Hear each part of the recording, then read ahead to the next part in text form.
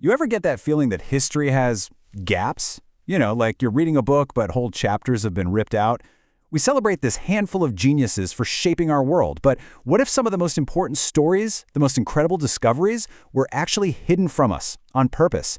Well, today, we're not just reading history, we are investigating a crime scene. Okay, let's just take this for example.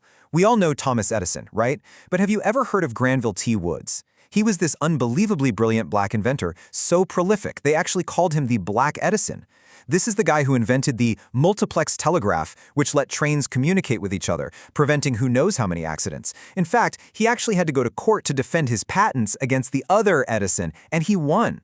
So why is one of them a household name and the other is barely a footnote? I'll tell you why. It's not an accident, it's by design.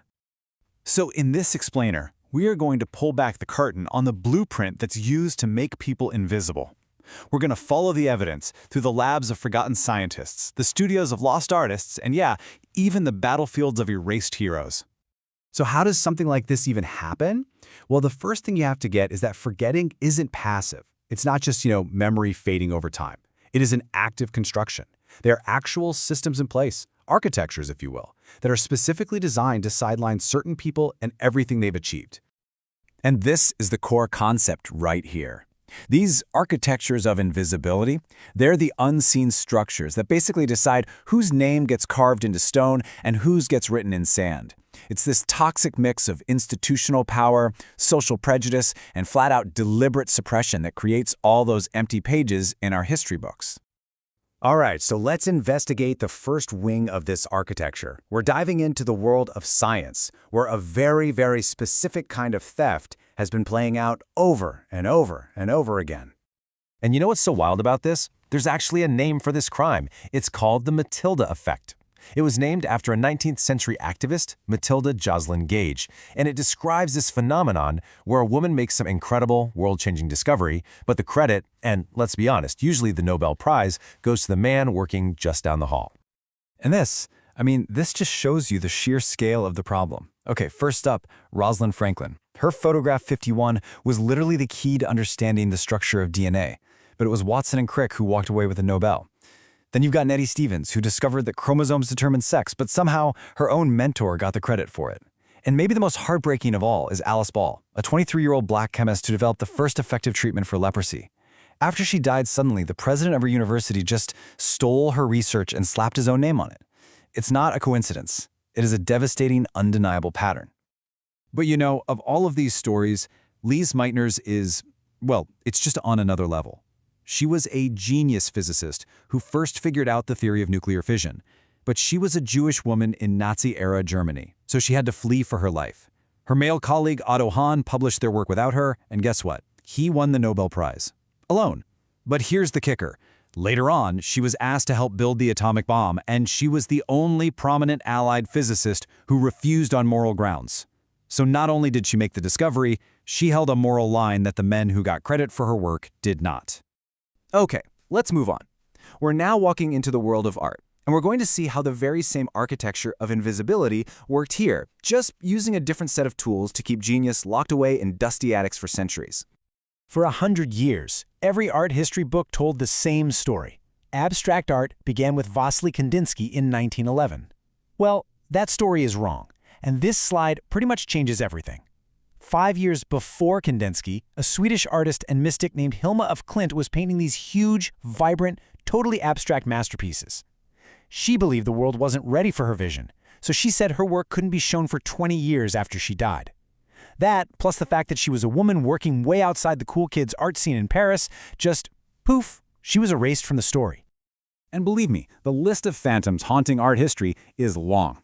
You've got Micaela Bastidas, a Baroque master painter who was tackling these enormous historical scenes, which was just unheard of for a woman back then. Her work was so good, historians just assumed it had to have been painted by a man, so they gave the credit to her brother. Then there's Tarsila do Amaral, who basically invented modern art in Brazil. But because she wasn't in Europe or New York, the art world treated her like a regional curiosity for decades. And in Singapore, Georgette Chen was helping to define an entire artistic movement, but she was totally sidelined by her male peers. Okay, now we are entering the third and honestly the most chilling wing of this entire architecture. Because here, forgetting isn't just a side effect of bias, oh no. Here, it is a weapon of war. It is a deliberate strategy used by colonial empires to crush the spirit of rebellion by literally destroying memory itself. Borrar la memoria, to erase the memory. This wasn't just a suggestion. This was an official government decree. After the Spanish captured Micaela Bastidas, who was the co-leader and chief military strategist of a massive indigenous rebellion in Peru, they didn't just execute her. They ordered every single portrait of her destroyed, every document with her name on it burned. This isn't just forgetting. This is state-sponsored annihilation of a person's entire existence. And this tactic was used by empires all over the world. Take Haiti, the only successful slave revolt in all of human history. Women were at the absolute center of it. Cécile Fatimont, a Vodou priestess, kicked off the entire revolution in a spiritual ceremony that was actually a brilliant act of political organizing. But European historians just wrote it off as superstition. You had Victoria Grantoya Montuo, an enslaved warrior from Dahomey, who trained the man who would become Haiti's first ruler in combat. And then there's Sanité Belair, a lieutenant in the rebel army. Captured and sentenced to be beheaded, she demanded to be executed by firing squad, like a soldier. Her last words were, "Liberty, no to slavery." These were not sidekicks. They were leaders, and they were erased by the very people who wrote the history books. And you know, this act of erasure wasn't just about military leaders. The scale of the economic and intellectual erasure is just as mind-blowing. In the United States, during its so-called golden age of innovation, there were an estimated 50,000 patents filed by African-American inventors. 50,000.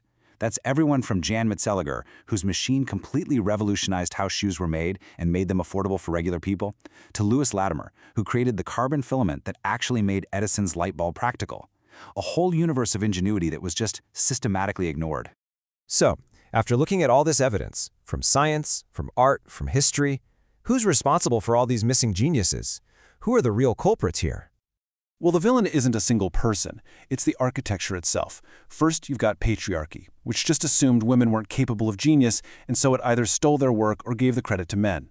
Second, you have racism and colonialism, which pushed this myth that ingenuity and heroism were whites-only clubs, and then actively destroyed any evidence that proved them wrong. And finally, there's institutional silence. The museums, the universities, the media, that for centuries just failed to ask the hard questions and challenge the gaps in what we thought we knew. Look, finding these names again isn't just about giving credit where it's long overdue. It's about really understanding that history isn't some fixed thing in a book. It is an active struggle, a battlefield, over who gets remembered and why. And these architectures of invisibility, they haven't been torn down yet. Recognizing the ghosts of the past is the only way we can make sure we don't create new ones today. So the real question we have to ask ourselves is, whose story are we making invisible right now?